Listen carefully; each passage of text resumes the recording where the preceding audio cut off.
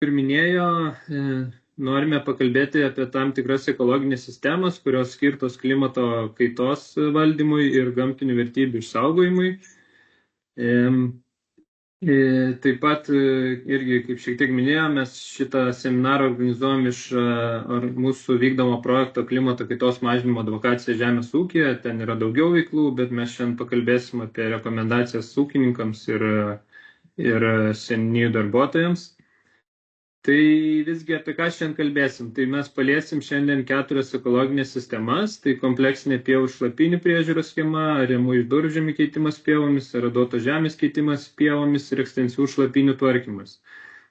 Taip pat norėtume jums plačiau pristatyti, kur galima rasti daugiau informacijos apie vertybės, kurias jūs turite savo ūkyje. Ir taip pat, kur rasti papildomos tos informacijos apie klimato ir biologinį įvairovį palankų ūkininkavimą. Ir mūsų šios dienos tikslas, iš tikrųjų, jūs įsivaizduoju, kad čia dauguma yra seniūnijų specialistų, bet turbūt ir ūkininkų yra prisijungusių.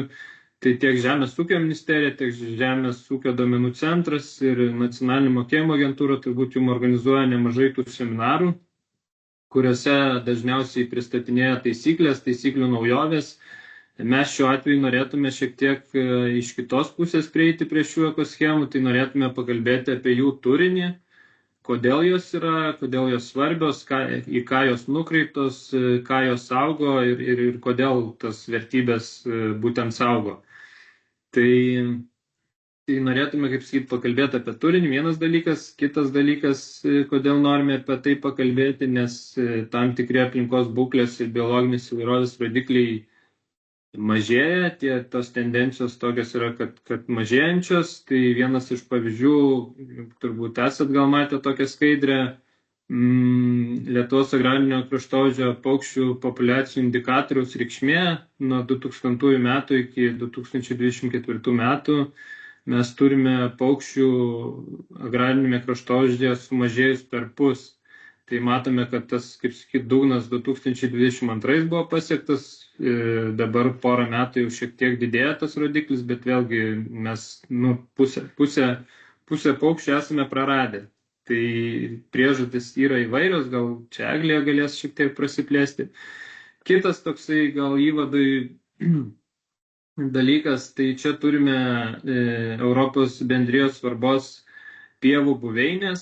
Tai tos buveinės, kurios yra saugomos Europos mastu. Tai vėlgi matome 2013-2019 buvo daromi vertinimai ir matote, čia pačioje legendai yra, kad tų visų mūsų pievų buveinių būklė jinai yra didžiąja dalimi bloga arba nepalanki. Tai neturime nei vienos buveinės, kurios būklė būtų palanki. Šiais metais Liepos mėnesį turėtų išeiti nauja ataskaita, tai matysime kokios tos tendencijos, bet nuojauta sako, kad turbūt nelabai jos gerės. Tai čia dar tiesiog irgi ta pati iš kitos pusės matome 75% pievų buveinių būklė yra bloga, 25% nepalanki. Su pelkių ir šlapinių buveinėms, kurios artimos pievų buveinėms, irgi situacija prastoka, turim 63% blogos būklės, matome vienos buveinės būklė yra geresnė. Tai toks mano įvadas ir aš norėčiau pakviesti dabar Domą Uogintą, kuris pakalbės plačiau apie mano šitas minėtas buveinės, kurias mes saugome, ūkininkai saugo deklaruodami EB svarbos buveinių ekoschemą, EB svarbos buveinių rūšių ekoschemą. Tai Domas Uogintas pakalbės apie buveinės, o Eglė Vičiuvienė pakalbės apie rūšis. Tai supažindinsim su tom vertybėm ir tuomet, jeigu turėsit klausimų, galėsime trumpai pasikalbėti, o vėliau aš dar pristatysiu kitas ekoschemas, kokios vertybės tenai yra ir toliau galėsime turėti klausimų diskusijų tokią sesiją. Tai ačiū ir perduodu žodį Domai.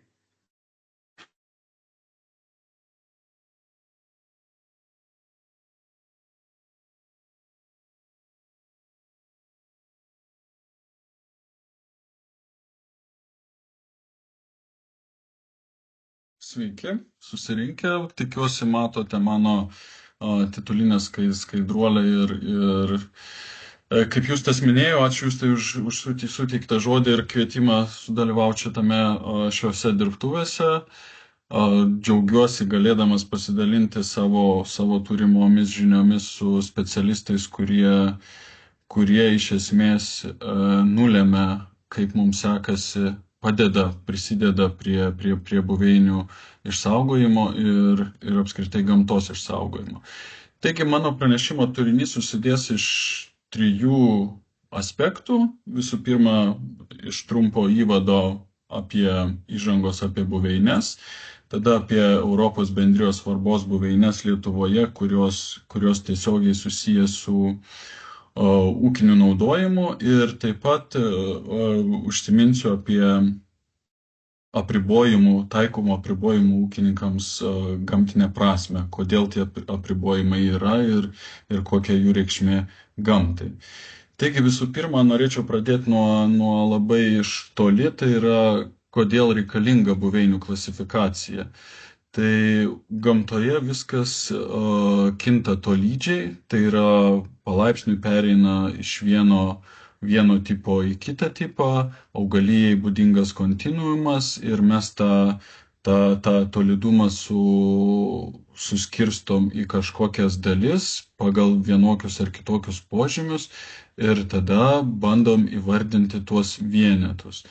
Tai tie vienetai reikalingi tam, kad mes galėtumėm susišnekėti, kad mes sutartumėme, jog kalbam apie tą patį objektą, apie tos pačius objekto požymius ir tai leistų vystyti šiuo atveju gamtosaugą. Egzistuoja daugybė gamtos klasifikavimo sistemų, taip pat egzistuoja daugybė augalijos klasifikavimo sistemų ir Europoje plačiausiai naudojama taip vadinama EUNIS klasifikacijos sistema, kuri klasifikuoja įvairias buveines, įskaitant ir žmogaus sukurtas buveines. Ir dažniausiai buveinių klasifikavimo sistemos remiasi augalais, tai yra augalų rūšimis ir jų deriniais buveinėse. Ir štai pateikiu vieną pavyzdį, tai yra spalvų paletė ir spalvos yra geras klasifikacinės sistemos pavyzdys, ir kuris mes susitarėme, kad raudoną spalvą laikom raudoną, žalia, o jeigu norim tikslesnės klasifikacijos, tai kiekviena spalva turi savo kodą ir galime naudoti tuos kodus. Tai panašiai yra ir su buveinių klasifikacija. Šiuo atveju mes kalbėsim apie Europos buveinių direktyvoje esančias buveinės. Bet prieš tai aš norėčiau pateikti vieną iš buveinės apibrėžimų.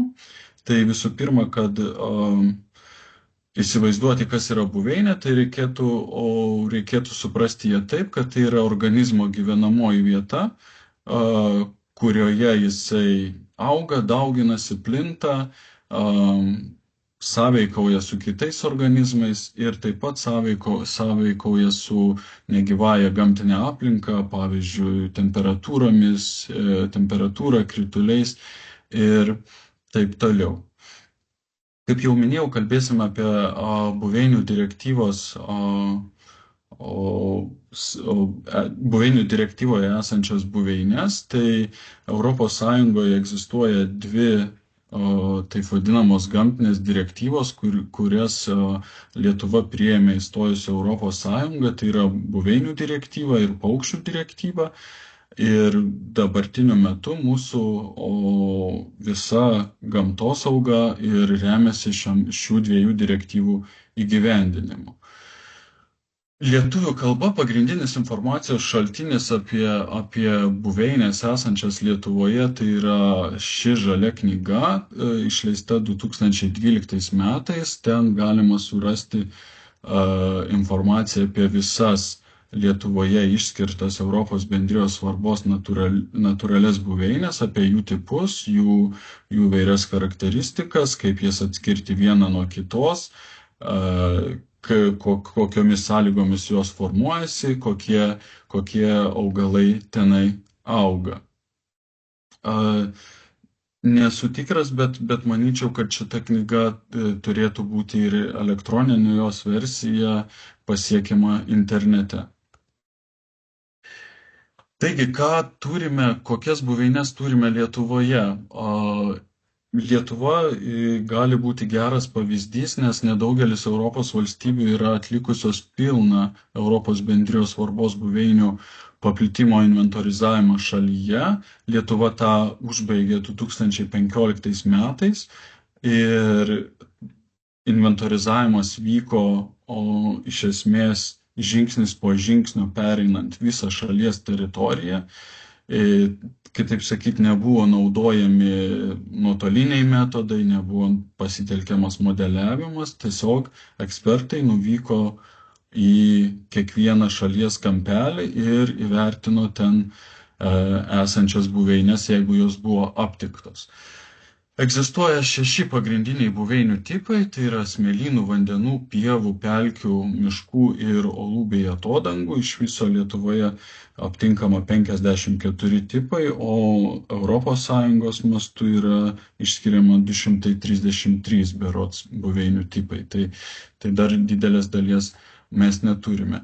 O žemėlapyje matote 2015 metų duomenis, tą nuotrauką, kuri buvo padaryta ir matome, kaip buveinės paplitę. Galima įžvelgti tam tikrų dėsningumų, pavyzdžiui, smėlynų buveinės, be abejo, ten, kur daugiausia smėlio, pajūryje, pelkiniai kompleksai rezervatuose didžiausiuose ir miškų buveinės didžiausiuose miškų masyvuose telkiasi ir panašiai. Taigi, pereinant prie jau konkrečių buveinių tipų, kurios yra minimos veikloje, tai aš norėčiau pradėti nuo smėlynų. Čia minimi 4 buveinių tipai, tai pilkosios kopos, kopų varnoginai, drėgnos tarpkopės ir pajūrio smėlynų tyruliai. Šios buveinės formuojasi išskirtinai smėlyje ir išskirtinai pajūryje. Jų mes nesurasime kontinentinėje šalies dalyje ir visoms šioms buveinėms būdingas tiek žolinių augalų, tiek kerpių ir samanų ardas. Ir tuo buveinės skiriasi nuo kitų smėlynų buveinių, pavyzdžiui, užuomazginių ir baltųjų kopų. Šiuose buveinėse jau neaptiksime pustomo smėlio, kas būdinga kitoms pajūrio smėlynų buveinėms. Ir taip pat, jeigu reikėtų įsivaizduoti, kaip atrodo šios buveinės, nuotraukoje matot pilkųjų kopų pavyzdį, bet kaip reikėtų įsivaizduoti, tai aš įsivaizduoju, kad ne vienas tikriausiai yra pabuvojęs Kuršių nerijoje esančiame Naglių gamtinėme rezervate ir ten galėtumėm surasti ir pilkasias kopas ir tikriausiai visas kitas čia išvardintas buveinės.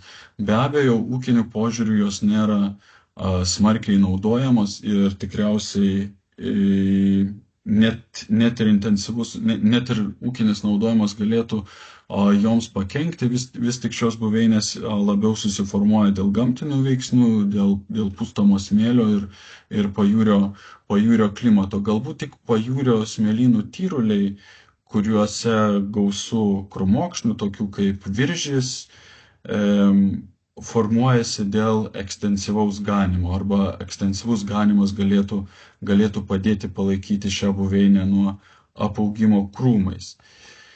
Čia matot keletą nuotraukų augalų, kurie yra aptinkami šiuose buveinėse. Tai paprastoji varnauogė, būdingas kopų varnoginų buveiniai augalas, kuris sudaro kupstus iki gali būti ir 2 kvadratinių metrų dydžio sąžalynai tose buveinėse.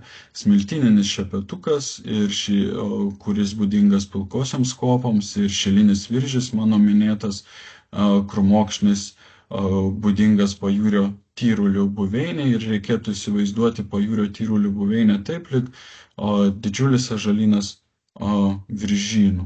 viržių. Kaip minėjau, smėlynų buveinių plotai Lietuvoje aptinkami išskirtinai pajūryje. Ir šios buveinės yra retos, galbūt tik pilkosios kopos užima didesnį plotą ir žemėlapyje matote 2015 metų buveinių inventorizavimo rezultatus ir pilkųjų kopų paplitimas ištisai pajūrio zonoje, išskyrus aplink Klaipėdą, Palangą ir kitus miestus. O rečiausiai šitų buveinių yra drėgnos tarpkopės, kur užima tik tai trečdalį kvadratinio kilometro. Tai tiek 2015 metų duomenimis šios buveinės turėjome tiek.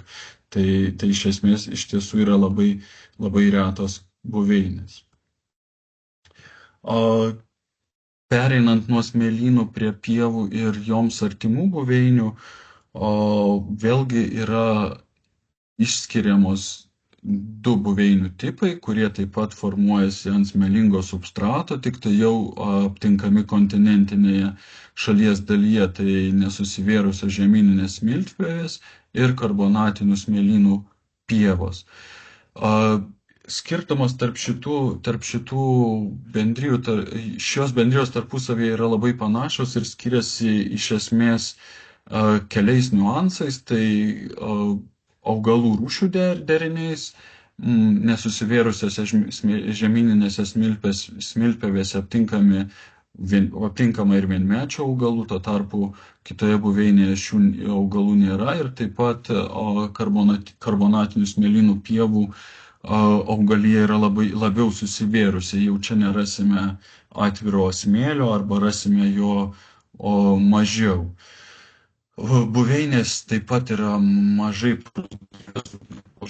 naudojamos, paprastai jos susiformuoja pietų ir pietryčių Lietuvoje, kariniuose poligonuose, įvairiose trypiamose vietose, kurios naudojamos rekreaciniais tikslais, pavyzdžiui.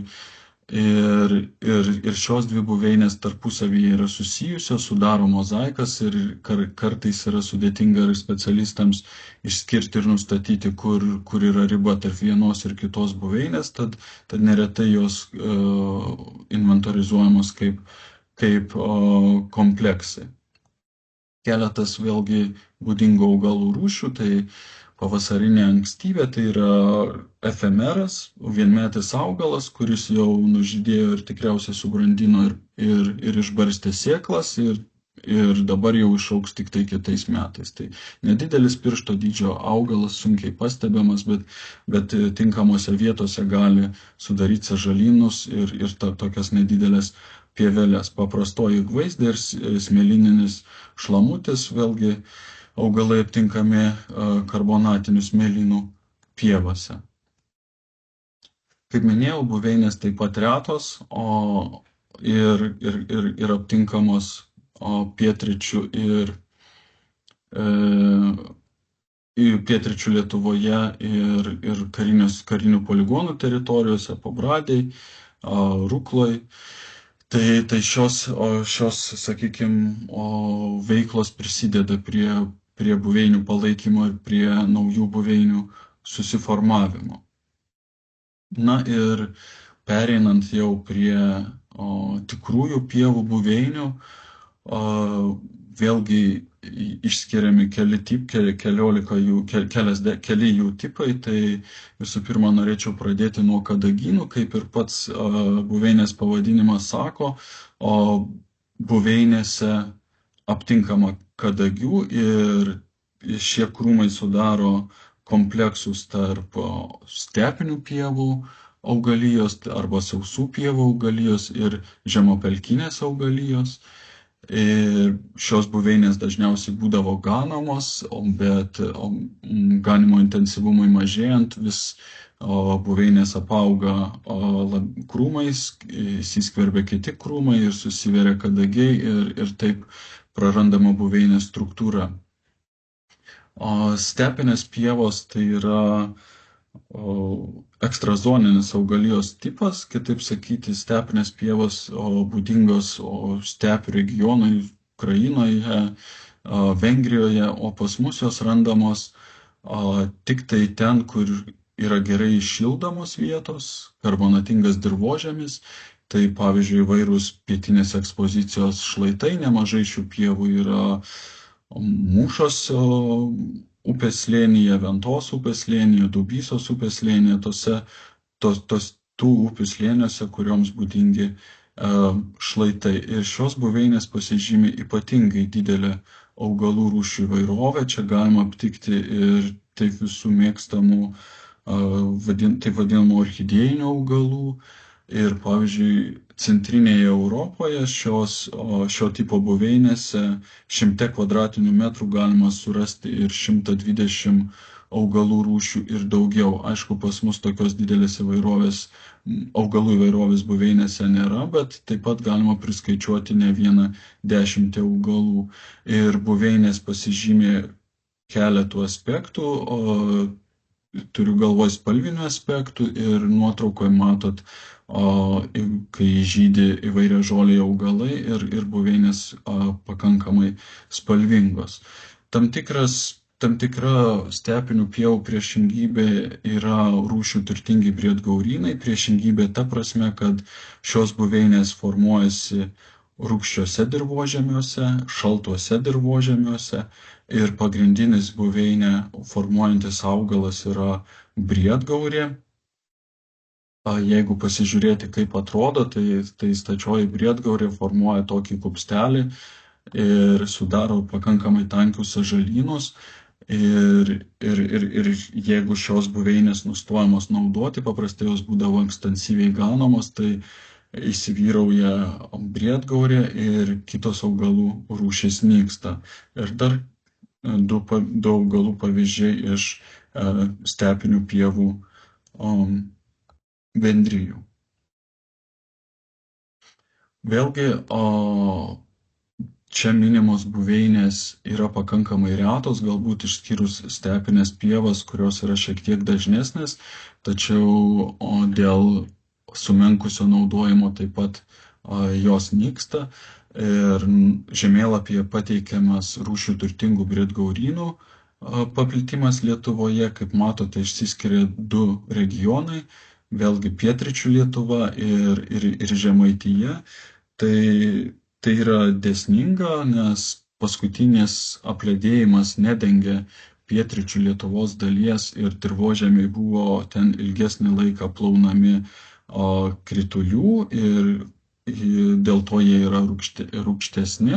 Ir taip pat Žemaitijoje, kur irgi iškrenta daugiausia kritulių, lyginant su kitomis šalies vietomis, ir dirvožemiai yra rūgštesni.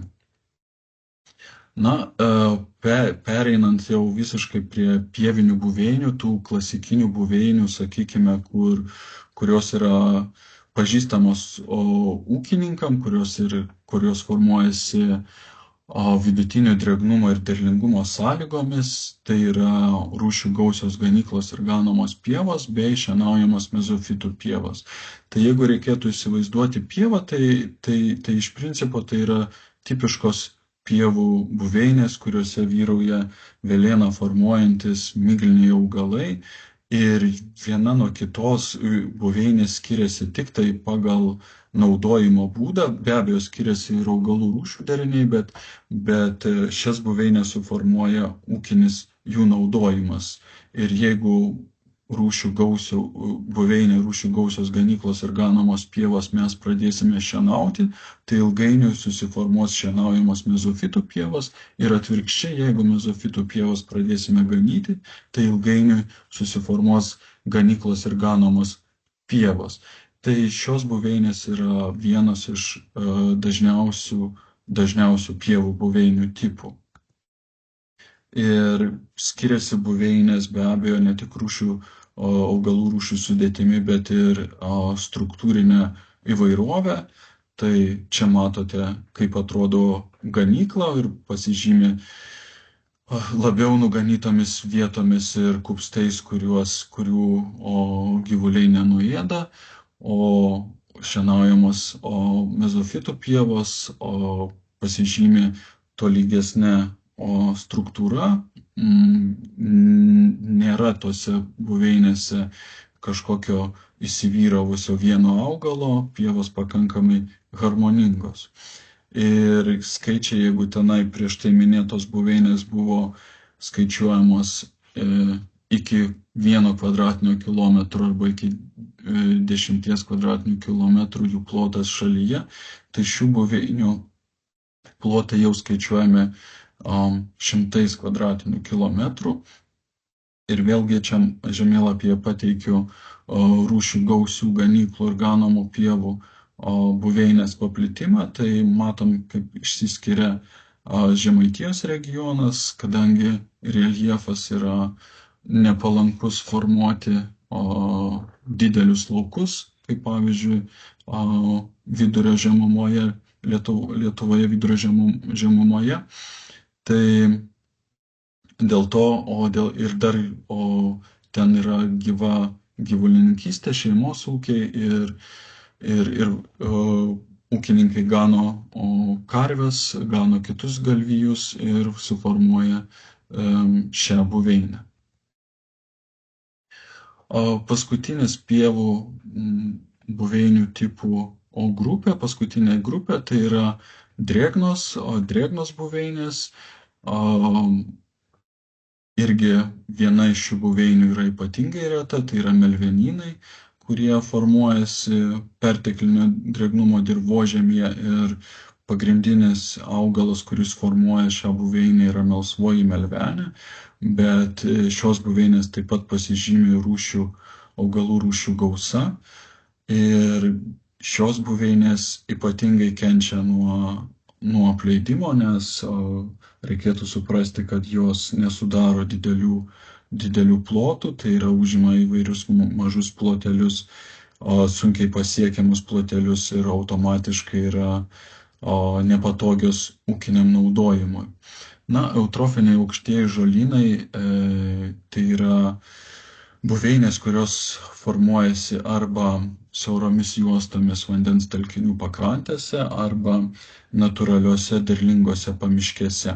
Tai jeigu esate, tikriausiai daugelis ilsėjasi prie vienokios ar kitokios upės, tai yra ir kartais reikia kirsti nemalonę augalų juostą, kur įvairūs lipikai ir kiti vijokliniai augalai veliasi aplink kojas, tai ten greičiausiai buvo eutrofinių aukštųjų žolynų buveinė. Nebūtinai atitinkanti Europos bendrijos svarbos buveinėm keliamus kriterijus, bet augalų bendrija tikriausiai turėjo būti tokia. O aliuvinės pievos susidaro vietose, kur upių arba sniego tirpsmo vanduo užlieja teritorijas. Šiuose buveinėse vyrauja viksvos, taip pat pasitaiko kitų augalų ir šios buveinės yra ypatingai produktyvios, duoda didžiulę augalų biomasę, be abejo viksvos nėra pats maistingiausias augalas, tačiau pačios biomasės tikrai duoda daug.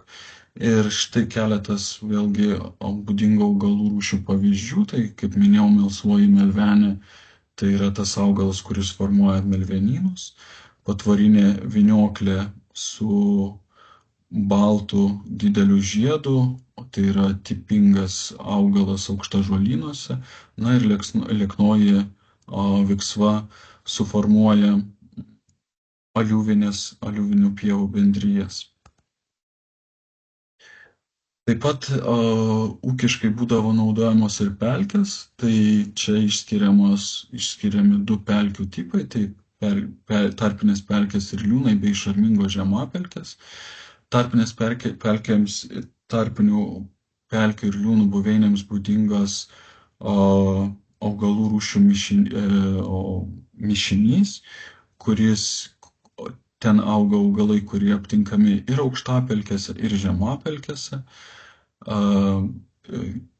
kadangi čia susiduria įvairios sąlygos ir šios pelkės yra maitinamos tiek gruntinių vandenų, tiek kritulių ir dėl to susiformuoja labai įvairi augalų sudėtis. Šios pelkės gali užimti nemažus plotus, jeigu susiformuoja tinkamose vietose. Ir šarmingos žemapelkės tai yra bendrijos su smulkiųjų viksvų ir žaliųjų samanų danga. Joms būdingas neutralus arba šarmingas vanduo ir čia jau nėra aptinkama aukštapelkėms būdingų augalų arba taip vadinamų oligotrofinių ir mezotrofinių augaviečių augalų. Ir šios bendrijos yra ypatingai retos. Ir pateikiau porą pavyzdžių augalų, tai trilapis pupalaiškis, tai yra būdingas tarpinio tipo pelkių augalas. Ir kitas augalas, liekninė viksva, tai laikomas būdingų šarmingų žemapelkių augalų, tačiau Lietuvoje šis augalas jau neaptinkamas keletą dešimčių metų ir paskutinis stebėjimas jau buvo netgi praeitam tūkstantmetyje ir laikoma, kad šis augalas jau yra išnykęs Lietuvoje, o išnykęs būtent dėl to, kad šarmingų žemapelkių buveinių pas mus mažėja. Jų yra taip nedaug ir dar mažėja. Ir čia pateikiu žemėlapį, kuriame pavaizduotas šarmingų žemapelkių paplitimas šalies teritorijoje ir matom, kad jų buvo priskaičiuota 2015 metais iki 10 kvadratinių kilometrų. Ir iš esmės šios pelkės nesudaro didelių kompleksų. Na ir galiausiai paskutinis buveinių tipas, kuris buvo ūkiškai naudojamas ir kurios dvi buveinės artimos tarpusavyje, nors viena yra priskiriama miškų tipui, tai yra medžiais apaugusios ganyklos, o kita buveinė priskiriama pievų tipui, tai yra miškapievės. Tačiau pagrindinis skirtumas tarp šių buveinių yra taip pat naudojimo būdas. Jeigu medžiais apaugusios ganyklos, kaip pats pavadinimas buveinės sako, tai yra ganomos buveinės ir joms būdingas ryškus medžių ardas, tai tokių parkinių medžių ardas su plačialajų medžių ardas ir taip pat gali būti reto miško arba medžių ir krūmų guotų ir šie sumedėjusios augalijos elementai išsidėsto tarp mažesnių ar didesnių atvirų ganyklų plotų. Na, o miškapievės, tai galbūt miškapievėse neaptinkama pavienių didelių medžių, bet labiau aptinkami nedideli lapuočių medžių ar krūmų guotai, kurie taip pat išsidėsto tarp atvirų pievų plotų ir miškapievės paprastai būdavo šienaujamos. Tai vėlgi ne visada specialistams pavyksta tiksliai atskirti, kuri buveinė, bet paprastai pagal naudojimo būdą šias buveinės ir atskiria. Buveinėms būdinga didelė rūšių įvairovė ir taip pat ten aptinkama nemažai saugomų augalų rūšių, o čia pateikiu 3 augalų pavyzdžius, tai sibirinį barštį. Norėjau šiek tiek reabilituoti ir supažindinti, kad net visi tikriausiai yra girdėję apie Sosnovskio barštį, kuris yra invazinis ir kurį reikia naikinti, bet Lietuvoje turime ir vietinį barščio rūšį, tai yra sibirinį barštį, kuris auga minėtose buveinėse. Na, paprastasis kardelis tai charizmatiška augalų rūšis, tai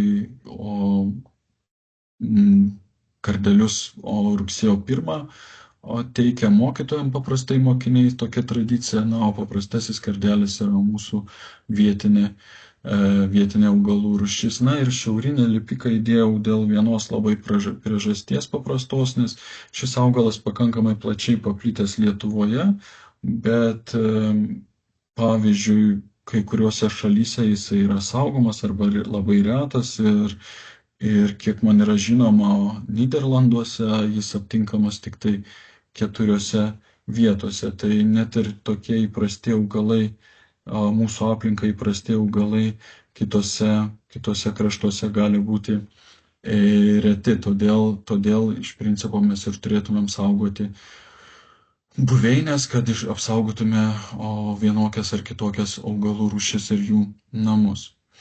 Na ir kaip minėjau, šios buveinės yra retos taip pat ir skaičiuojama iki 10 kvadratinių kilometrų tiek vienos, tiek kitos. Ir vėlgi tas buveinių retumas prisideda dėl to, kad jos nėra labai patogios naudoti. Na ir grįžtant prie gamtinių tendencijų, tai kodėl ta buveinių būklė pas mus prastėja, yra prasta ir prastėja. Tai visų pirma dėl to, kad keičiasi tradicinis kaimo kraštovaizdis, ūkiai stambėja, aplinka vienodėja ir mažėja tas mozaikiškumas, nebėra tų rėžių, kurie būdavo, ir matom grafikę, kuris apima nuo 2003-2020 metų laikotarpį, ir matom visiškai priešingą koreliaciją, nepaisant to, kad naudojamų žemės ūkio naudmenų plotas didėja, tačiau ūkių skaičiaus mažėja. Na ir be abejo, ariminė žemdirbystė tai yra kelianti tam tikras aplinkosauginės problemas, sukelia dirvos eroziją, skatina klimato kaitą, alina dirvožemį ir ypatingai jeigu minėtos pievų buveinės yra suariamos, tai dar ir buveinės sunaikinamos ir prisideda prie būklės blogėjimo. Na, kaip Justas rodė, kad pievų būklė yra bloga ir greičiausiai blogėjanti, ir šiemet turi būti pateikta ataskaita Europos komisijai, kaip mums sekasi, kaip Lietuvai sekasi įgyvendinti buveinių direktyvą. Ir šis žemėlapis nenuteikia optimistiškai. Čia yra pateiktas nedeklaruotų daugiamečių pievų geltona spalva ir suartų daugiamečių pievų žemėlapis. Tai tikėtina, kad į tuos raudonus poligonus pateko ir viena kita buveinė. Reikia viltis, kad nepateko dauguma buveinių, bet iš esmės tikrai turėjo patekti viena ar kita, ir bendra buveinių būklė, pievų buveinių būklė greičiausiai nebus geresnė. Na ir kas galėtų padėti pagerinti buveinių būklę? Be abejo, tradicinis pievų naudojimas. Kaip ten bebūtų, mes atgal nesugrįšim, bet ganiava ir piemenavimas išspręstų visas gamtosauginės problemas.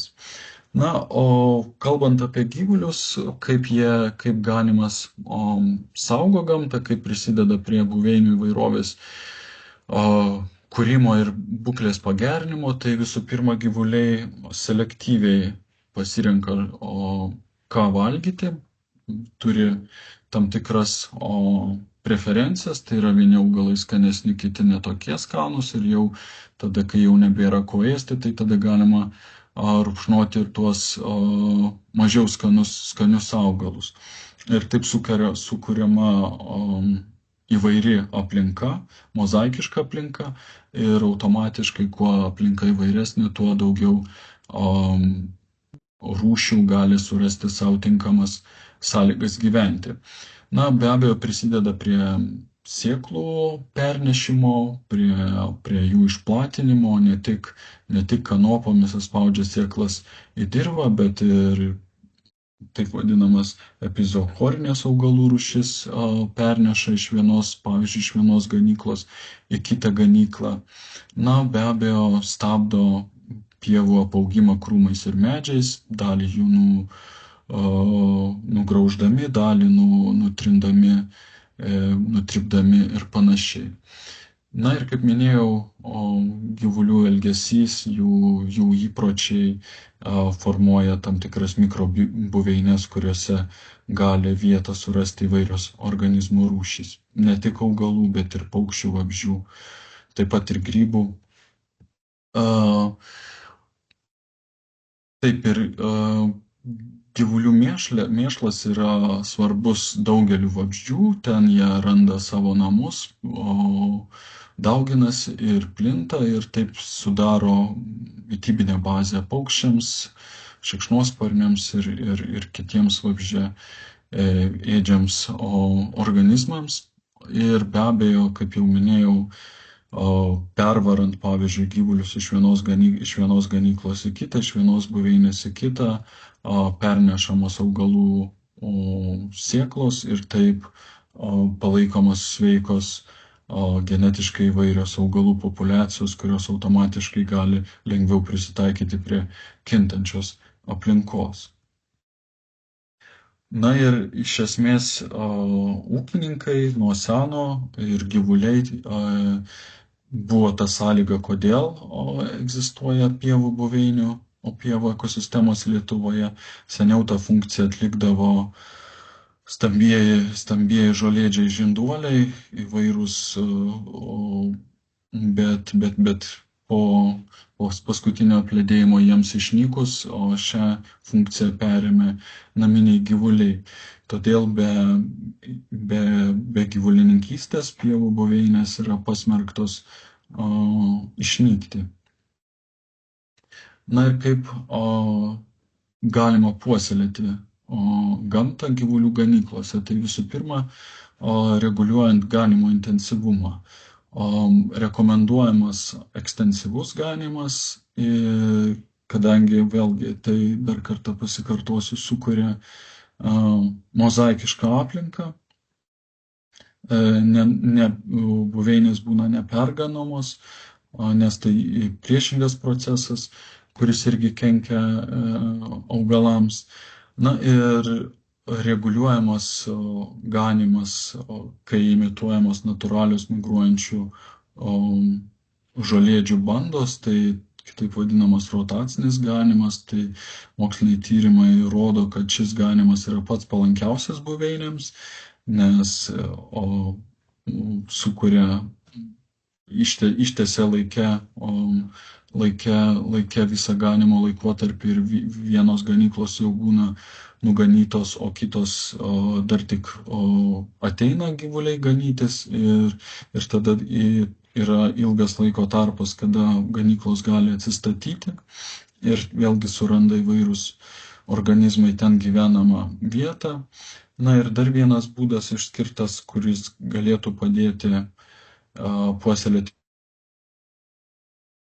yra mišrių gyvulių ganymas, tai yra mišrios bandos, kadangi gyvuliai irgi pasižymė tam tikromis savybėmis, vieni nugraužia žemiau žolę, kiti nugraužia aukščiau žolę, vieni mėgsta vienus augalus, kiti mėgsta kitus augalus ir suformuojant tokią įvairovę susiformuoja automatiškai ir gamtinė įvairovė. Na, ištęsta rudeninė ganiava vėlgi didina augalų įvairovę. Taip pat suformuoja žemažolę augaliją, o žemažolė augalija pavasarį vilioja įvairius tilvikinius paukščius. Na, nenuganytos žolės likučiai, tai iš esmės naudojami paukščių kaip apžvalgos vietovės ar slėptuvės lizdams, tai tas nenuganimas ar nenušienavimas pasitarnauja šiam tikslui. Na, o ekstensyvus ganymas ilgą sezoną tai mažina tikimybę lizdų sutrypimui, suformuoja įvairesnės struktūros augaliją ir tai padeda paukščiams pasislėpti nuo plėšrūnų. Na ir vėlgi reikėtų riboti vaistų naudojimą nuo helmintų arba stengtis juos naudoti uždarose patalpose, kadangi vaistai išlieka ilgai galvijų mėšle ir turi neigiamą poveikį vabzdžiams. Na, be abejo, aš užsiminiau ne tik apie ganymą kaip tokį, bet ir apie šienavimą, kuris palaiko tam tikras buveinės ir suformuoja jas. Ir kaip jau minėjau, ganimo efektai gali būti keleriopi. Tai visų pirma, gyvuliai nugraužia augalus nevienodai ir sukuria skirtingo aukščio žolyną.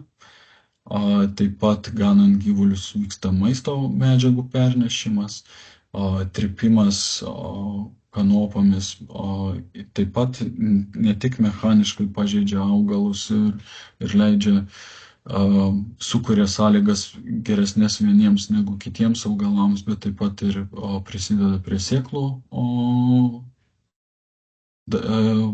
geresnio sudygimo. Na ir taip pat ganant gyvuliai perneša sėklas. Na, o šienavimo efektai yra šiek tiek kitokie. Tai visų pirma, šienaujant mes pašaliname visą žolinę augaliją vienodame aukštyje ir tai lemia, kad susiformuoja tolygesnė augalija ir neįsivyrauja viena kuri nors dominuojanti rūšis ir taip susiformuoja sąlygos įvairesniems rūšių deriniams. Bet vėlgi, jeigu šienautumėm labai anksti, tai tada užkertam galimybę kai kuriems augalams subrandinti sėklas, išplatinti jas ir pasidauginti. Tai dėl to yra tam tikri apribojimai arba siūlymai palikti tam nenušienautas saleles ar juostas tam, kad augalai galėtų išplatinti sėklas, kad vabzdžiai galėtų pereiti savo gyvenimo ciklus. Tai būtent, kaip jau minėjau, tik labai svarbu nenušienautą pievos dalį keisti metai iš metų, tai yra nepalikti to paties ploto nenušienauto, nes vėlgi tada prasideda procesai būdingi pievų apleidimui. Na ir ne tik dėl to, bet dar ir kitas elementas yra, nes nenušienautose plotose paprastai įsikuria paukščiai perėti, o plėšrūnai išmoksta medžioti ten, kur yra nenušienauta. Tai jeigu nenušienauti plotai bus maži arba per maži ir visada tose pačiose vietose, tai ten perintys paukščiai negalės sėkmingai išvesti jauniklių. Na ir vėlgi, kad viskas neatrodytų taip liūdna, kad pievos nyksta, tai pievos nyksta, pievų buveinių būklė prasta ir prastėjanti, sakykime, tai vis tik ar galime kaip nors prisidėti prie pievų būklės pagerinimo. Ir mūsų komanda Baltijos aplinkos forumas kartu su partneriais inicijuoja projektą, rengia projekto paraišką, kuris bus skirtas Europos mastu nykstančių ir saugomų pievų atkūrimui. Ir šiuo metu mes ieškome ūkininkų, kurie norėtų atkurti pievas savo teritorijose ir taip prisidėti prie biologinės įvairovės išsaugojimo. Galbūt šie ūkininkai turi nenaudojamų ar mažai produktyvių plotų ir šios plotus būtų galima panaudoti Europos bendrijos svarbos buveinių atkūrimui.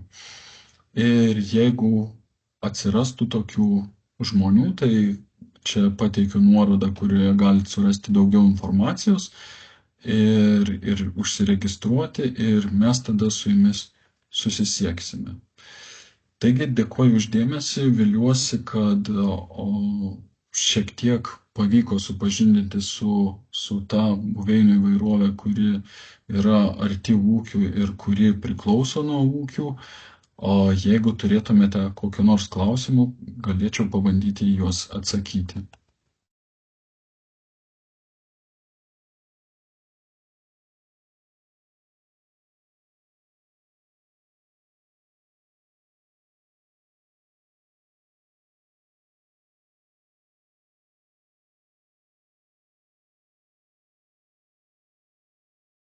Taip, panašu, kad klausimų neturime, tai tikriausiai pagal programą toliau mano kolegė Eglė kalbės apie paukščius. Ačiū, Domai. Kalbėsiu ne tik apie paukščius, kalbėsiu šiek tiek plačiau. Sveiki visi prisijungę, taip gausiai, labai džiugu, kad domitės tokia tema. Ir pradėsiu savo pristatymą.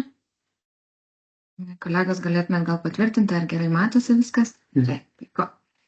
Tai aš esu Eglė Vičiuvienė, aplinkosaugos specialistė iš Baltijos aplinkos forumo ir šiandien kalbėsiu apie saugomas rūšis. Kokios jos ir kodėl jas saugome. Ir tos rūšis tai yra būtent tos, prie kurių tiesiogiai prisidėtumėt vykdydami AB svarbos natūralių pievų, šlapynių bei rūšių buveinių tvarkymo veiklą. Tai pabandysiu papasakoti bendrai apie biologinę įvairovę, trumpai šiek tiek biologinės įvairovės svarbą, kas yra saugomos rūšys, kodėl jas saugome, ar kodėl jas reikia saugoti, kaip jas saugome, ar galime saugoti, ypač kaip ūkininkai gali prie to prisidėti, tiesiog vykdydami ūkinę veiklą ir kokias rūšis galime saugoti per ekologinės sistemas. Tai pirmiausiai pradėkim nuo biologinės įvairovės. Tai pagal klasikinį, tokį tradicinį apibrėžimą, biologinė įvairovė tai yra visų gyvybės formų Žemėje įvairovė. Ji apima tiek organizmų rūšis, tiek jų genetinę įvairovę ir šių gyvybės formų sąveiką ekosistemose. Tai netgi ryšiai tarp skirtingų rūšių taip pat yra biologinė įvairovė. Ir kodėl jinai yra svarbi? Biologinė įvairovė iš tikrųjų atlieka daug visuomeniai svarbių ekosistemos funkcijų, kaip aprūpina maistu ir gėlų vandeniu, apdulkina augalus. Mes čia kalbame ne tik apie vabzdžius, galbūt mūsų klimato juostoje tai tik vabzdžiai, bet plačiai pasaulyje mes turime ir kitų organizmų, kurie atlieka šią funkciją.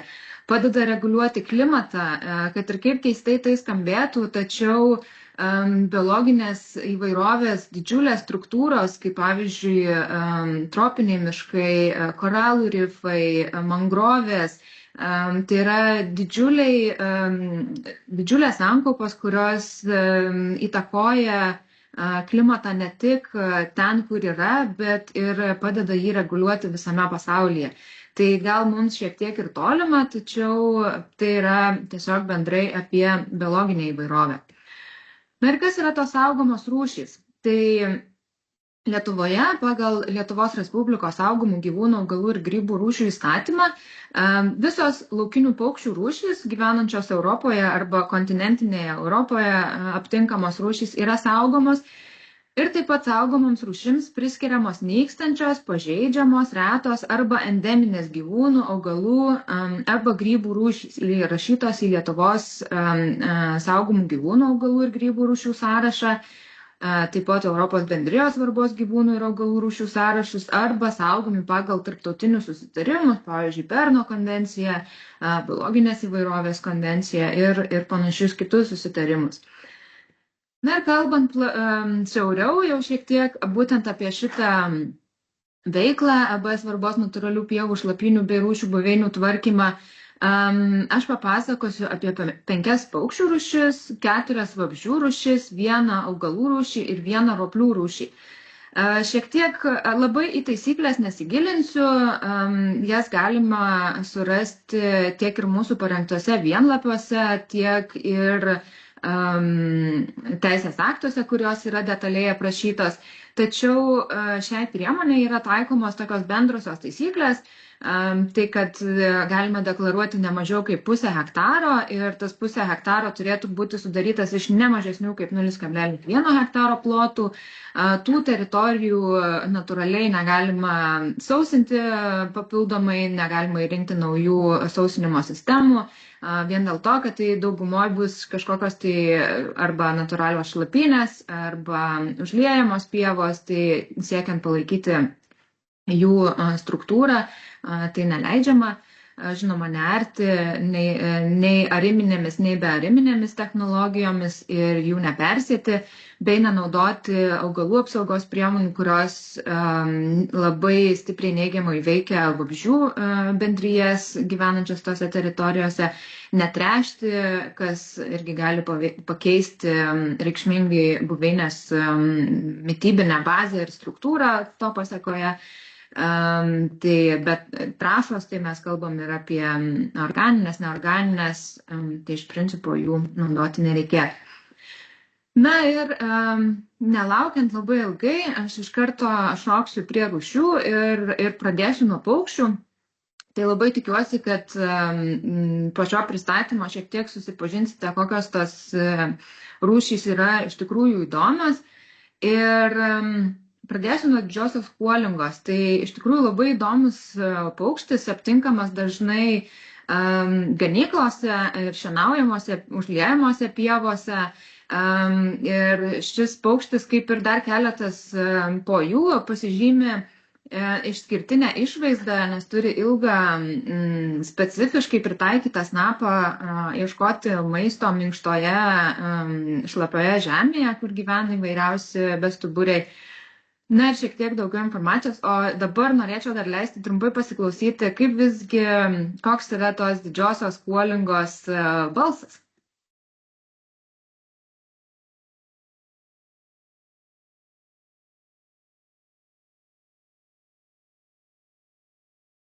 Tai ganėtinai išskirtinė giesmė ir visus paukščius, su kuriais supažindinsiu, iš tikrųjų galima atpažinti pagal jų giedamą giesmę.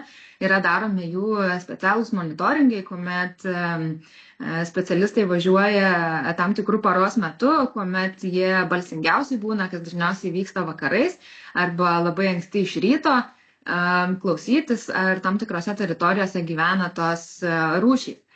Tai didžiosios kuolingos yra didžiausi siekinių šeimos paukščiai perintys Lietuvoje ir nuotraukų koliaže kairiame kampe galite viršuje matyti, kaip didžioji kuolinga atrodo šalia varnėno. Ir akivaizdu, kad tai yra ganėtinai stambus paukštis, gali sverti net iki 1 kilogramo suaugusi patelė. Lizdas, kaip matot, yra tiesiog duobutė žemėje, šiek tiek paklota sausesnėmis žolėmis. Kaip minėjau, maitinasi įvairiais bestuburiais minkštame drėgname dirvožemyje. Ir jie yra tikri tolimi migrantai, praleidžia žiemą Afrikoje, kaip ir mes tikriausiai norėtume žiemą viską čia palikti ir išvažiuoti ten, kur šilčiau ir daugiau saulės.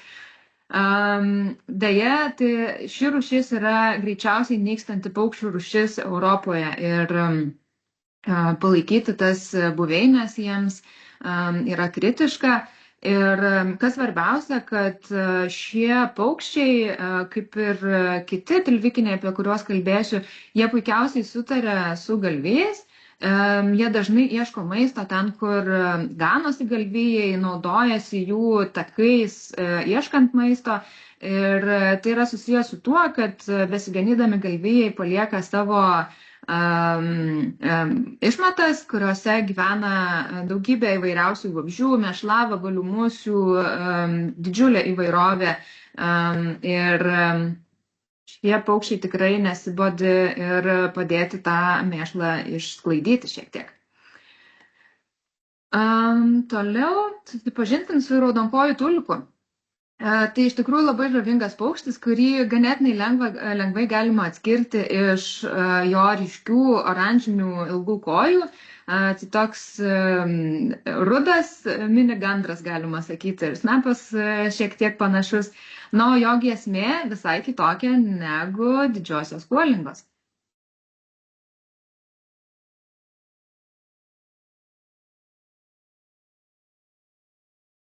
Ši giesmė iš tikrųjų padeda ir kitiems tose pievose perintiems paukščiams, ne tik giesmės, bet bendrai raudonkojai tulikai, kadangi laikosi didelėmis grupėmis, jie tampa tarsi sargai visos pievos. Na, o kaip žinia, kuo daugiau stebėtojų, tuo saugiau yra, tai jie taip pat padeda ir informuodami kitus pievos gyventojus apie artėjantį pavojų. Tai gali būti plėšrūnai, tai gali būti žmonės ateinantys, kurie taip pat šiems paukščiams trumpam laikotarpyje atrodo kaip grėsmė. Kaip ir kiti sėjikiniai ir tilvikiniai paukščiai, jie gyvena šlapiose pievose, ganyklose, taip pat puikiai sugyvena su ganomais galvijais. Kaip matot, raudonkojai tilvikai lizdo netgi nesivargina daryti, tiesiog prakapsto žemėje duobutę, sudeda 4 gražiai išmargintus kiaušinius ir juos taip ir išperi. Paukščiukai išsiritę iš karto būna kaip viščiukai. Jų nereikia, jie būna apsiplunksnami ir iš karto gali pradėti bėgioti. Kitas labai irgi įdomus paukštis tai yra paprastasis griciukas. Jo taip pat giesmė labai išskirtinė ir pasiklausysime.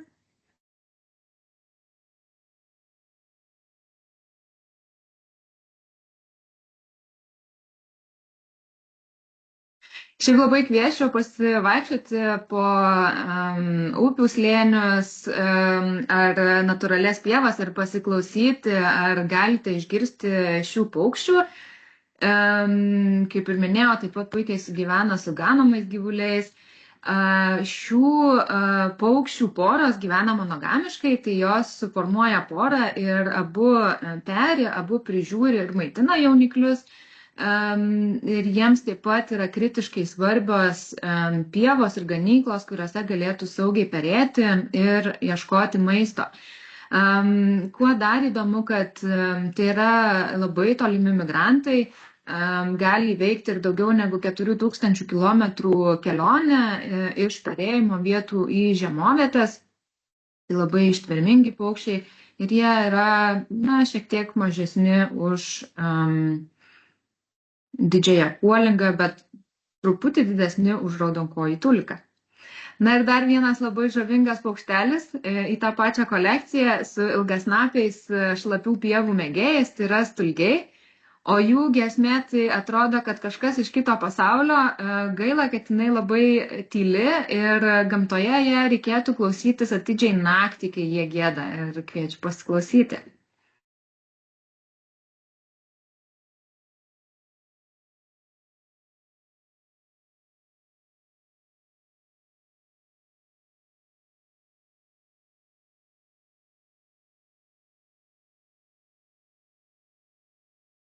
Net sunku su kažkuo palyginti, į ką panaši šio paukščio giesmė. Ir šie paukščiai taip pat prioritetą duoda teritorijoms, kuriuose yra vykdoma ūkinė veikla. Tai yra pievos yra šienaujamos arba ganomi gyvuliai. Jiems nepatinka ir netinka teritorijose, kuriuose yra aukšta žolė, nes jie taip pat daro tokius irgi ant žemės lizdelius, kuriuose peri, tai jiems aukšta žolė irgi gali būti ir pavojus dėl plėšrūnų, nes juos tiesiog gali lengviau sumedžioti. Na ir žinoma, ūkinė veikla neleidžia plotams apaugti sumedėjusią augaliją, nendrėmis, susiformuoti senos žolės sluoksniui, kas visiems paukščiams, apie kuriuos jau kalbėjau, yra blogas požymis, nes mažėja maisto ir jie tiesiog nebeturi kuo maitintis. Na ir dar vienas, tai yra paskutinis paukštis, apie kurį kalbėsiu, meltinė nendrinukė. Tai yra rečiausias žvirblinis paukštis Europoje, beveik ir pasaulyje, tikriausiai galima sakyti, gan sparčiai mažėjantis ir turi labai žavingą giesmę.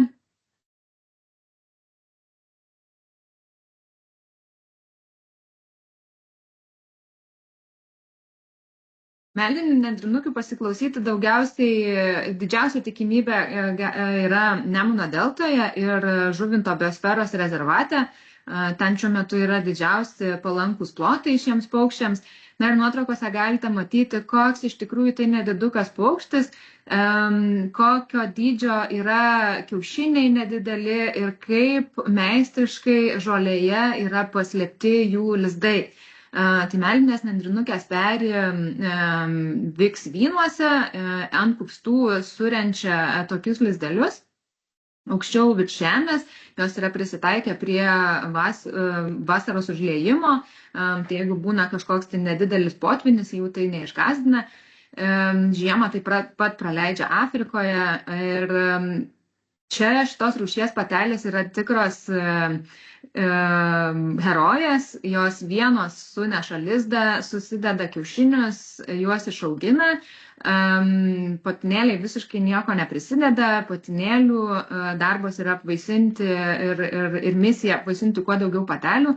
Ir kas įdomu, su šia rūšimi yra išskirtinė tokia savybė, kad viena patelė savo dėtyje gali turėti iki 5 kiaušinius nuo 5 skirtingų patinų. Tai reiškia, jinai susiporuoja su skirtingais patinais ir kiekvieną skirtingą kiaušinį apvaisina būtent nuo to skirtingo patino.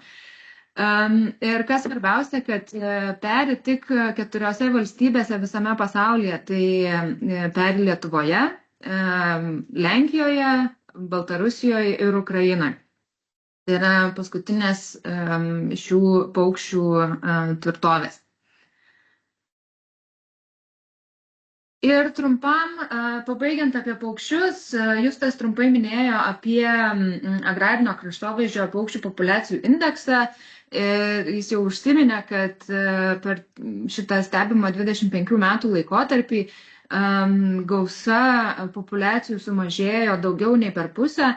Šiuo metu yra matomas šioks toks atsigavimas, bet jeigu žiūrėtumėt į visą grafiką, galit matyti, kad tos populiacijų kreivės, jinai nėra tiesi, jinai visada didėja arba mažėja ir šiuo metu mes esame tokiam lyg ir trumpesniam atsigavime.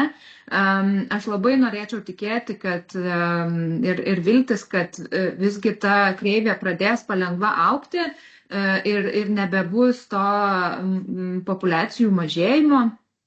Bet lauksime naujų duomenų iš Lietuvos ornitologų draugijos ir kodėl visgi naudojamas yra paukščių indeksas. Tai paukščiai yra plačiai paplitę, dažni, lengvai aptinkami ir atpažįstami, juos nėra sunku išmokti atpažinti skyrus šiek tiek laiko.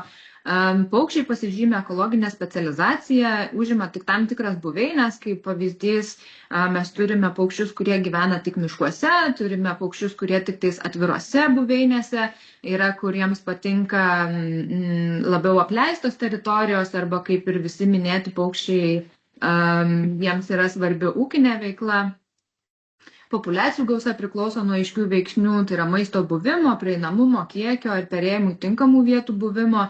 Paukščiai yra mobilūs ir jeigu atsiranda kažkokia tai tinkama buveinė, tikėtina, kad jie ją greitai užims. Tai yra šiltakraujai gyvūnai ir oro sąlygos dažniausiai nenulemia populiacijų gausos pokyčių. Ir praktiškai visos rūšys yra aukščiausio lygmens grobuonys, todėl perėjimo sėkmingumas tiesiogiai siejamas su pokyčiais buveinėje, kurie lemia vabzdžių ar kito grobio gausos pokyčius. Ir kaip skaičiuojamas paukščių indeksas ir Lietuvos ornitologų draugija pateikė šią informaciją taip pat ir ataskaitoje apie šį indeksą. Ir apskaitos vykdomos kasmet, vadovaujantis standartinė metodika įvairiose Lietuvos vietose. Tie taškai skirtingais metais gali šiek tiek keistis priklausomai nuo savanorių ar specialistų, kurie gali ir turi laiko atlikti šias apskaitas. Tuomet duomenys yra suvedami į vieną duomenų bazę ir vadovaujantis moksliškai pagrįstais metodais apskaičiuojamas indeksas. Stebėtojas, o ką tai reiškia stebėtojui, tai yra taškas, kurį stebėtojas lanko anksti ryte. Jų būna 20 iš viso, viename taške paukščiai registruojami 5 minutes, tai gali būti registruojami tiek vizualiai, tiek giesmės, giedantys patinai. Ir kiekvienas maršrutas tas yra kartojamas 2 kartus veisimosi sezono eigoje. Tai dažniausiai būna kažkada tai gegužės viduryje pabaigoje ir tada birželio pradžioje ar viduryje. Na ir svarbiausios stebėsenos išvados, kurias padarė Lietuvos ornitologų draugija, tai kad daugėja rūšių, kurių vietos populiacijos nyksta ir šis procesas vis progresuoja. Kvieščiau pasižiūrėti ir pačią ataskaitą, ten yra detaliau aprašyta kiekviena rūšis, kokia jų yra situacija. Ir nuo 2000 metų matomas nuolatinis šių rūšių mažėjimas, tai yra griežlių, pempių, dirvinių vieversių, kregždžių, šelmeninių, pievinių kalviukų, kiauliukių, paprastųjų medšarkių ir varnėnų. Tai netgi varnėnai tokie įprasti, atrodo, mūsų kraštovaizdžio paukščiai, tie taip pat susituria su didžiuliais iššūkiais. Ir agrarinio kraštovaizdžio biologinės įvairovės nykimo procesas greitėja dėja ir pastaraisiais metais biologinės įvairovės būklė blogėja sparčiau negu tai buvo prieš tai. Ir Lietuvos ornitologų draugijos nuomonė vertinama, kad didžiausią neigiamą poveikį populiacijoms gali turėti buveinių nykimas, ypač pievų plotų mažėjimas, nes, kaip žinia, tie patys dirviniai vieversiai, jiems yra svarbus atviri plotai, kurie galėtų ant žemės išperėti savo jauniklius. Ankstyvas šienavimas ir intensyvi pasėlių priežiūra, intensyvus pesticidų naudojimas. Ir čia susiję yra su tuo, kad tai gali paveikti maistą, kuriuo maitinasi tie visi paukščiai, kraštovaizdžio elementų naikinimas, sausinimas žemių, na ir žinoma, neišvengiamai klimato kaita. Na, tai tiek apie paukščius ir dabar dar pasistengsiu labai neišsitempiant, nes matau, kad laikas senka, prabėgti ir vabzdžius ir kitas organizmų grupės, kurios galite saugoti vykdydami šią veiklą. Tai vienas iš jų yra uksuotoji šaškytė, tai yra tikrai gražiai atrodantis dieninis drugys. Ir tai yra dieninių drugių rūšis specialistė. Tai reiškia, kad šią rūšį galima aptikti tik tam tikrose buveinėse, kadangi dieniniai drugiai yra tiesiogiai susiję su savo mitybiniais augalais, tai reiškia, ant ko jų vikšrai maitinasi. Ir šios rūšies drugių vikšrai maitinasi pievinės miegalės augalais, kurią matote čia skaidrėje, taip pat arba rečiau žvaigždūnė. Taip pat vikšrai ypač mėgsta atviras, gerai šildomas vietas, kur tie augalai daugiau saulėj būna ir vikšrai irgi yra juodi ir prisitaikę efektyviai sugerti saulės šilumą. Ir tai ypač aktualu santykinai mūsų trumpomis vasaromis, nors jos atrodo, kad ir pradeda ilgėti. Šiaurinis auksinukas dar viena žavinga dieninių drugių rūšis, labai spalvinga, nors ir nedidelė, yra prisitaikiusi gyventi taip pat labai specifinėse buveinėse. Ir čia nuotraukoje matoma šiaurinį auksinuką tupinti ant savo mitybinio augalo, tai yra paprastosios gyvatžolės žiedyno. Ir šių drugių vikšrai irgi maitinasi tik šios rūšies augalais. Tai reiškia, jeigu yra upės slėnyje kažkokia tai teritorija, kur gausiai auga paprastųjų gyvatžolių ir dėl vienokių ir kitokių priežasčių, jeigu ši rūšis augalų iš ten išnyktų, su ja taip pat išnyktų ir ši drugių rūšis, kadangi be paprastųjų gyvatžolių šiauriniai auksinukai negali gyventi. Tai šios augalai yra labai jautrus nusausinimui, pakeitimui dirbamus laukus, dėja negali augti šie augalai dirbamoje žemėje, užaugimui miškų ir kitiems tokiems drastiškiams ekologiniams pokyčiams. Na, o čia kraujalakinis melsvys, labai įdomi dieninių drugių rūšis. Tikriausiai visi esate girdėję apie gegutę, paukštį, kuris pats neaugina savo vaikų, o kiaušinius deda į kitų paukščių lizdus. Tai kraujalakiniai melsviai elgiasi labai panašiai. Pradžioje vikšrai, kol būna maži, jie maitinasi vaistinės kraujalakės žiedynais. Vikšrai paaugę, tuomet krenta ant žemės, jie išskiria specifinį kvapą ir skleidžia specifinius mums negirdimus garsus, tačiau girdimus skruzdėlėms. kur skruzdėlės juos susirenka, nusineša į savo skruzdėlyną, nes galvoja, kad ten yra skruzdėlių lerva. Ir pasirodo, kad jie iš tikrųjų į savo namus atsinešė vilką avies kailyje.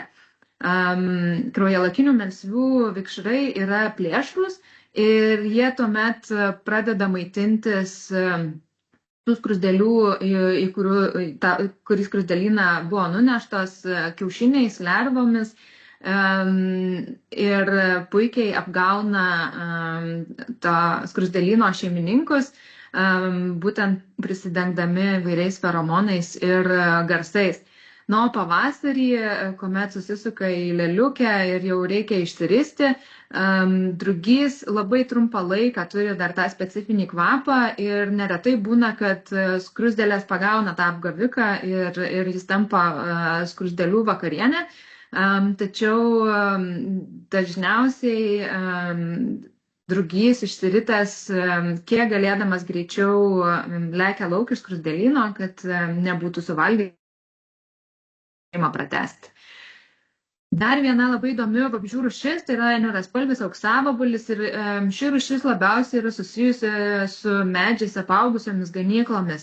Ir svarbiausia, kad tose medžiais apaugusiose ganyklose augtų seni ąžuolai, kurie turėtų pakankamai erdvės, būti gerai šildomi.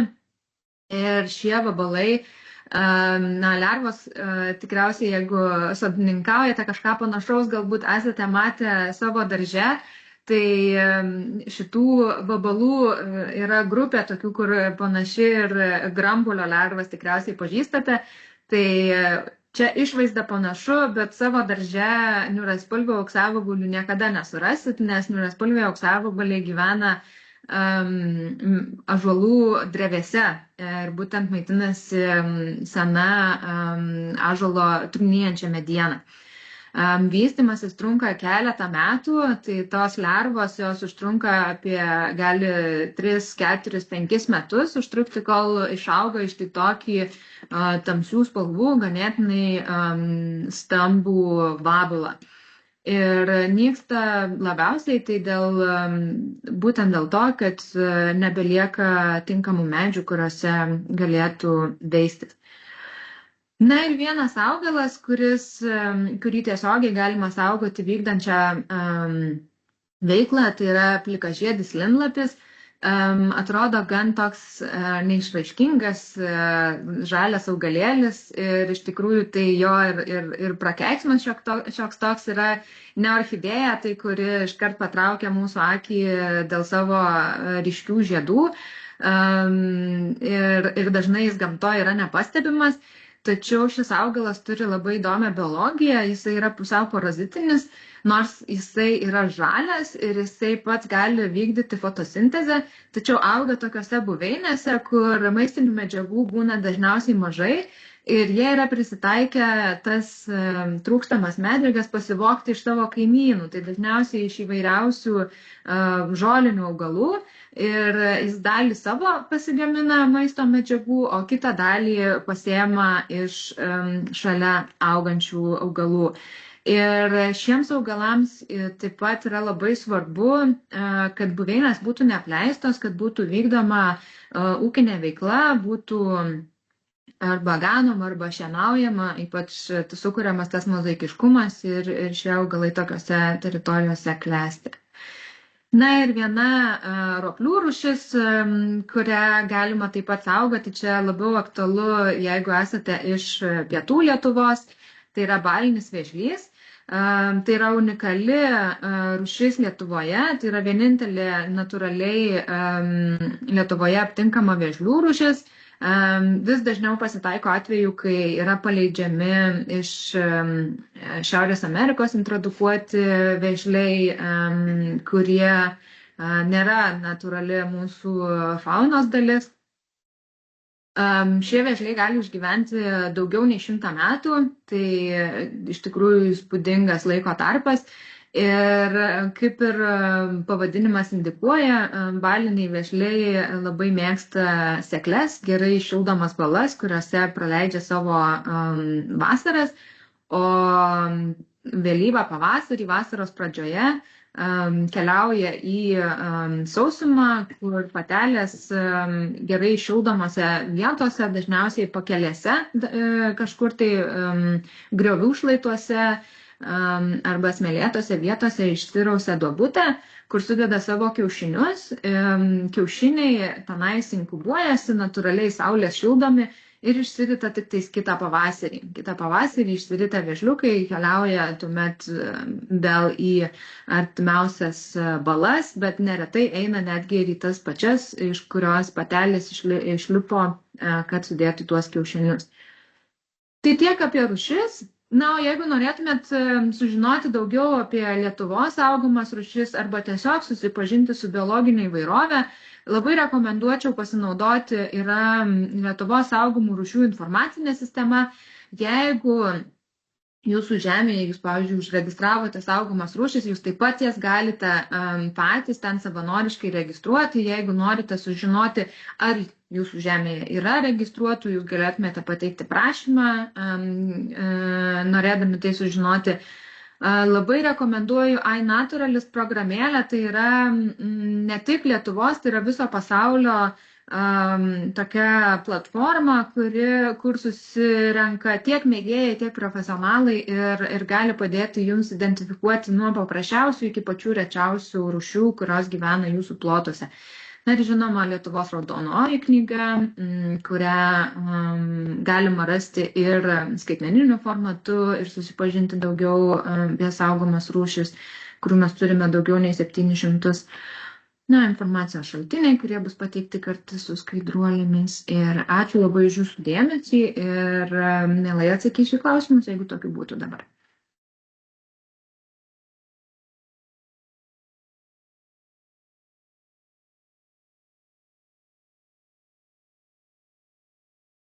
Na, klausimų nėra. Ačiū visiems klaususiems ir žodį toliau perduosiu Justui.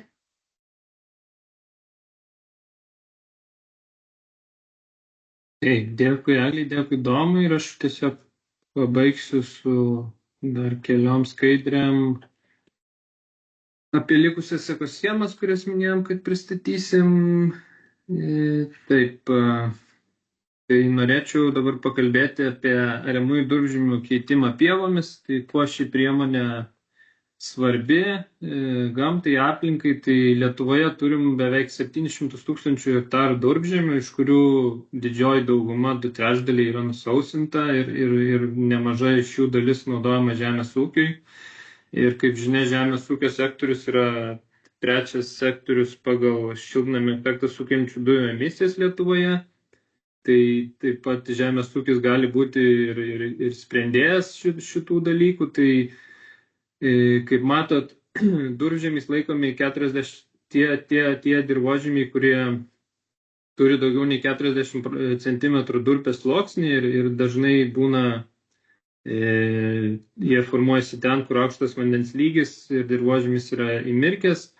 Bet jeigu kalbam apie nusausintus durpžemius, tai kaip matot, aišku, yra įvairių skaičiavimų, bet mūsų duomenim kasmet iš tokio nusausinto ariamo durpžemio, kuris naudojama žemės ūkyje, galima paleisti 40 tonų anglies dvideginio iš hektaro. Tai kas, jeigu tokiam paprastam įsivaizdavimui, tai yra tas pats, kas nuvažiuoti automobiliu 290 000 kilometrų. Tai čia maždaug 7 kartus apvažiuoti aplink žemės rutulį. Tai iš tikrųjų įspūdingi skaičiai. O kaip sakyt, tų durpžemių susidarimas, tai per metus berods gali labai mažai ten iki kelių centimetrų užaugti tą durpę. Tai, kaip sakyt, tai kas vystėsi ir formavosi tūkstantmečiais, mes, kaip sakyt, kasmet labai greitai eroduoja tą durpę. Ir tas keitimas pievomis, tai tą efektą šiltnamio dujų paleidimo tikrai sumažina. Tai mes matom, kad vėlgi yra įvairūs skaičiai, bet jeigu paverčiame ariamą durpžemį į pievas, tai nuo 40 tonų galim sumažinti iki 17 ar 27 tonų iš hektaro. Tai aišku, istoriškai visi tie durpžemiai buvo šlapi. Idealiu atveju taip turėtų ir grįžti į tokią stadiją, bet vėlgi realybė yra kita ir suprantam, kad čia yra ir naudojama žemės ūkio veiklai tos teritorijos, bet turbūt naudingiau būtų visgi naudoti kaip pievas tiek klimatui, tiek aplinkai, nei dirbama žemė. Tai tiesiog kokie pokyčiai Lietuvoje įvyko, turbūt sovietmetį visi pamena ir tie pokyčiai buvo didžiuliai.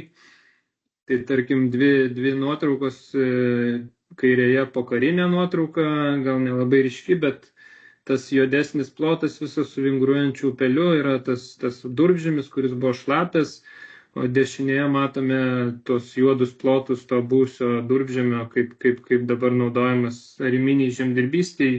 Ir vėlgi yra tos visos pasiekmes ir dujų, ir aplinkos, kaip sakyt, degradavimo. Dar vienas pavyzdys, vėlgi matome kairėje didžiulis durpžemių plotas, kuris vėliau tapo durpynu. Ir dabar yra po durpyno išeksploatavimo naudojamas žemės ūkyje irgi, tai matome tos didžiulius plotus, kurie irgi yra ariami ir yra tekę irgi šitose plotuose konkrečiai būti. Tai su besikeičiančiom mūsų klimato sąlygom, tai iš tikrųjų tokie plotai, aš manau, ateityje labai tiesiog turėsim problemą su jais ir ateityje jie visiškai nederlingais taps, nes ir dabar kritulių nėra, temperatūros aukštos, tai ten tiesiog pustomų ta organika nyksta ir tiesiog iki pustomų smėlių tampa tokie laukai. Tai tikrai perspektyvų naudoti juos kultūroms auginti turbūt vis mažės ir būtų protingiausia bent jau į pievas juos paversti. Kita mūsų ekosistema raudota žemės keitimas pievomis, tai čia matote žemėlapį sudarytą Lietuvos dirvožemininkų, kur tos erozijos paveikti plotai dominuoja. Tai mes turbūt akivaizdžiai matome, kad kalbam apie Lietuvos aukštumas, tai Aukštaitijos aukštumas, Dzūkijos aukštumas, Žemaitijos aukštumas. Tai vėlgi turbūt nemaža dalimi tai yra sovietmečių vykdytos melioracijos ir tų laukų stambinimo pasiekmes, kurios iki šiol yra išlikusios ir po nepriklausomybės turbūt tie laukai vėlgi sumažėjus žemės ūkio intensyvumui apaugo ir pievom, ir krūmokšniais. Dabar vėlgi visgi dėl besikeičiančios turbūt socialinių ekonominių sąlygų ir žemės ūkio politikos mes vėlgi grįžtam ties vertimų į dirbamas žemes. Aišku, dėja dėl mažėjančios gyvulininkystės turbūt didžiąja dalimi tas vyksta. Tai vėlgi turime tų eroduotų plotų Lietuvoje apie 19% visos dirbamos žemės. Eurostat duomenimis prarandama beveik apie toną dirvožemį į hektarą, bet kitais naujesniais modeliavimo duomenimis galima kai kuriais atvejais prarasti ir vos ne 2,5 tonos į hektarą. Tai vėlgi eroduotos žemės, kaip minėjau, irgi prarandama organinė ta anglis, derlingas dirvožemio sluoksnis nyksta, išplaunamos mineralinės medžiagos dirvožemio, šiltnamio efektą sukeliančių dujų emisijos vyksta ir pavertus į pievas tokius plotus mes galėtume tos procesus pristabdyti. Vėlgi šita ekoschema skirta plotams, kur šlaito statumas yra daugiau nei 12% arba 7 laipsniai. Tai kažkiek norėtųsi galbūt ir pakritikuoti šitokią taisyklę, nes, kaip matom, iš analizės atliktos Lietuvos kaimo plėtros 2014-2020 metų, tai didžiausia dalis eroduojamų dirvožemių buvo, kurių polinkio kampas nuo 2 iki 5. Tai, kaip sakyt, šita priemonė ne visai pataiko į tos teritorijas, į kurias turbūt reikėtų pataikyti. Tai čia tiesiog pavyzdys, kurį turbūt kas deklaruojat pasėlius tikrai žinot. Tai kaip matom, tie plotai daugiausiai eroduojami šiuo atveju irgi paversti dirbama žeme. Ir paskutinė priemonė, kurią norėčiau pristatyti, tai ekstensyvus šlapynių tvarkymas. Tai Eglė su Domu jau jum pristatė tiek buveinės, tiek rūšis. Tai iš tikrųjų pats šlapynių palaikymas tikrai yra labai svarbus. Anksčiau visos tos šlapynės buvo šienaujamos, kartais ganomos, tai vėlgi dėl besikeičiančių sąlygų tie plotai dažnu atveju yra apleidžiami, bet tai yra labai svarbios buveinės biologiniai įvairoviai tarpti, gyventi ir maitintis ir būti išsaugotai. Tai tiesiog tikrai aktuali priemonė ir keletas pavyzdžių, ką mes dažnu atveju dabar turim, taip atrodo tos apleistos šlapynės, apaugusius krūmokšniais, mažais medeliais. Ir pavyzdžiai, kaip tos teritorijos atrodo po atkūrimo, tai iš tikrųjų tokios nemaži vikslinių pievų masyvai šlapių. Kartais taip pat ir pagal taisyklės tam tikroms rūšims turėtų būti šienaujama tarpais, paliekant dalį šienautos, dalį nešienauto ploto.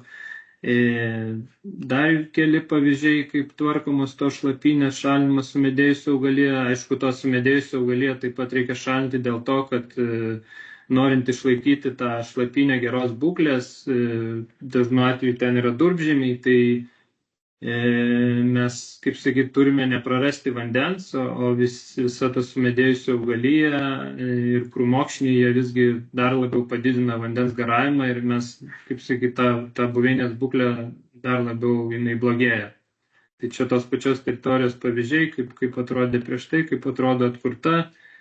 Aišku, tai yra sudėtinga veikla. Tam reikia specialios technikos, kuri yra papildomai turi būti pritaikoma.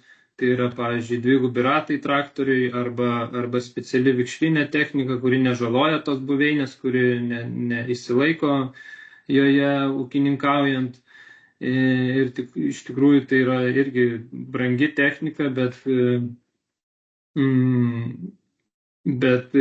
sutvarkius šias buveinės mes taip pat išsaugom didžiąją dalį bioįvairovės. Tai tokie pavyzdžiai kaip baltynė, gegūnė, mūsų lietuviškos orchidėjos, skiauterės tritonas arba dvilapis purvuolis, kurią neseniai, kaip sakyt, vienoje atkuriamoje šlapynėje iš tikrųjų tie atkūrimo darbai davė labai gerų rezultatų ir dabar turime vieną didžiausių Lietuvoje populiacijų to augalo atkūrus tą šlapynę. Tai tiek apie tas ekoschemas. Dar minėjom, kad pakalbėsim, kur galima rasti daugiau informacijos apie vertybės, galbūt savo ūkį, ar rekomenduojant ūkininkams pasižiūrėti, kur tą galima informaciją rasti. Tai geoportal.lt, tai yra visų Lietuvos duomenų atviras portalas, kai kalbam apie sluoksnius įvairius. Tai ten taip pat galima surasti ir mūsų aptartų buveinių sluoksnį. Taip pat Eglė jau minėjo saugomų rūšių informacinę sistemą. Tai čia aš įkėliau tokį žemėlapį, matom tas rūšių saugomų paplitimas Lietuvoje. Tai kiekvienas Lietuvos pilietis gali pateikti prašymą ir kad jam būtų suteikta informacija, kokios saugomos rūšys randamos pas jį laukose, ūkyje ar tiesiog, kaip sakyti, nebūtinai, jeigu ir ūkininką gali paprašyti duomenų. Dar pora šaltinių, tai Žemės ūkio duomenų centro žemėlapiai, tai čia vėlgi matome ir tos pačius geros agrarinės ir aplinkosaugos būklės ir valdymo reikalavimų sluoksnius ir žemėlapius, kontrolinės žemės sklypų sluoksnius ir taip pat, ką mes kalbėjom, tai yra apie buveinės ir rūšis. Tai vat šitas sluoksnis yra su zylute, tenai paspaudus galima pasitikrinti irgi, ar jūsų plotose yra tų buveinių ir ar jūs galite pretenduoti į minėtą tą EB svarbos pievų šlapynių rūšių ekoschemą. Ir Eglė, kaip dar minėjo, ta iNaturalist bendruomenė ir programėlė, tai nebūtinai gal jūs norite rinkti tos duomenys, bet internete galite irgi yra žemėlapis, tai matot, kuo raudonesnė spalva, tuo daugiau rūšių užregistruota, tai tiesiog jeigu jums įdomu, galite pasižiūrėti kas jūsų plotuose gyvena ir ką jūs iš tikrųjų su savo ūkinė veikla palaikote.